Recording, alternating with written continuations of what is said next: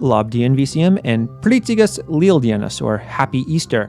I am Joe Horgan, the co-host of Latvia Weekly, and I am currently glowing with enthusiasm to tell you about the major stories that happened here in Latvia this week. Let's look back at the top 10 most important stories that I thought would be worth sharing with you. So let's start with number 10. So apparently there is, just like Saudi Arabia and Russia have been going through a oil price war recently, there is a milk price war that has been discussed between Latvia and Lithuania, both which are countries that produce quite a bit of milk and use a lot of the same common markets. So this will be something to keep an eye on in the near future. Doesn't look like there's going to be any major economic downturn from this situation, but it's a reminder that both of these countries are big milk cultures in both their economy and the cuisine as well. Number 9. So speaking of some kind of Baltic brotherly tussling, so there is a major natural gas pipeline from Latvia that goes through Estonia and Finland as part of this kind of master plan over the last few years to create a common energy market. And Estonia and Finland are not so happy at Latvia because Latvia has decided that it is important to do some major renovation right away on one part of the pipeline, which will cause major disruptions to Finland and Estonia, and they've been threatening some legal action as well. But again, at the end of the day, Latvia, Estonia, and Lithuania, and even Finland, we do have a lot of cooperation with each other. For example, Latvia and Estonia have been collaborating on a quote-unquote hackathon to help try to mitigate some of the effects of the coronavirus. And also Latvia, Finland, and Estonia have signed a new military cooperation agreement. So, all's good at the end of the day. Number 8.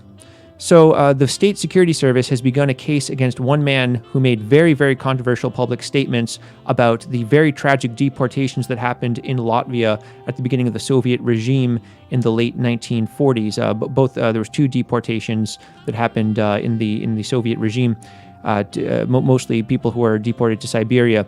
And this man's comments were very inflammatory. Again, this raises a question about free speech, how much free speech should be protected compared to decency. But as we talked about on the Latvia Weekly podcast today, this is a situation that's different kind of from country to country because this is a very difficult past here in Latvia with this crime against humanity. Number 7. So speaking of kind of cases over things that people have said, there's a defamation case that was launched against the mayor of Ventspils, Ivars Lembergs, who has been in power since the late 1980s. Somebody who has had a lot of criminal cases launched against him and is still technically in power. He had a very rough year last year when, towards the end of the year, the U.S. Treasury Department put sanctions against him and some businesses related to him. So we'll have to see what kind of comes out of this. But this specific case was over some comments that he made about different state officials and also local officials in Ventspils government, which is a small city out in the west coast of Latvia, big port town. Number 6. So if this picture looks familiar, it's probably because you have visited Riga's old town before. These are called the Three Brother buildings, which are not far from Riga Palace, and they have been awarded the European Heritage Label by the European Commission, which gives them special protection and then also opens them up to some different funding. So congratulations to these 3 architectural works of art. And then let's take a look at number 5. So TavaKlase LV, which is something that we talked about on last week's podcast. So this is an initiative set up by Latvia's Ministry of Education. This is part of the distance learning that's been happening in Latvia due to the coronavirus. And this is a channel that was set up on 2 different channels, Sports Center and also regional TV. It's also available online, and there are different 20-minute lessons throughout the day for different subjects and for different grades. And it has become the #1 most watched channel in Latvia. So big congratulations to the people who have been working on that. If you watch next week, you might even see one familiar face on there. Number 4. So, as those of you who've been following Latvian news for quite a while know, towards the beginning of last year, Mr. Nils Ušakovs, who had been the mayor of Riga for basically a decade, he left his job kind of in a combination of being kicked out by the Minister of Environmental Protection and Regional Development, and also basically deciding that he wanted to pull a Mary Poppins, grab an umbrella, and fly to Brussels in European Parliament. So he's been in European Parliament for the last year or so since the election. Now, he still, basically, the reason that he was kicked out of his job was for different ongoing corruption scandals and allegations. He argued to the courts that this was not enough to be able to block him from doing his job, and the court decision that was just made said that no, it actually was enough. So he is going to, of course, appeal that decision, but we'll have to see if he'll have any success there.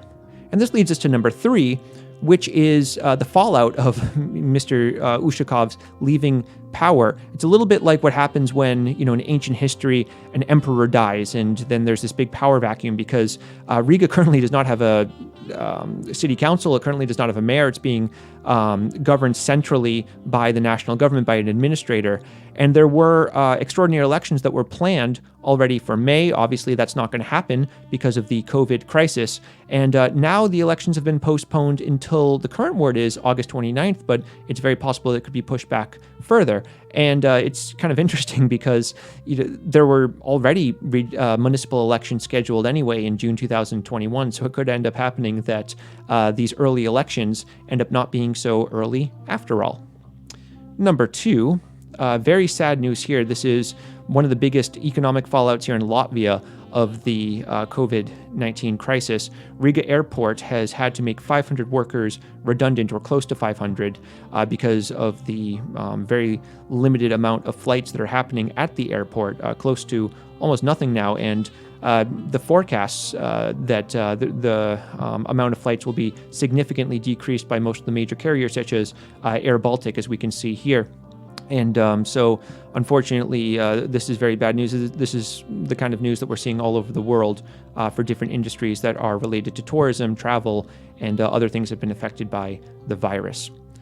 And then number 1. So, yes, just like last week, COVID-19 is continuing to spread in Latvia. However, there is good news. The amount of new cases has been decreasing for the last few days, which, again, the government is cautiously optimistic. They did decide this week to extend the emergency situation by 1 month, not by 3 months as was previously expected. But still, this is, not great news for different business owners who have been hit very, very badly by this crisis, and also employees as well. There was 1 trillion in new bonds that were raised by the Latvian government recently, just like we discussed a little bit further back.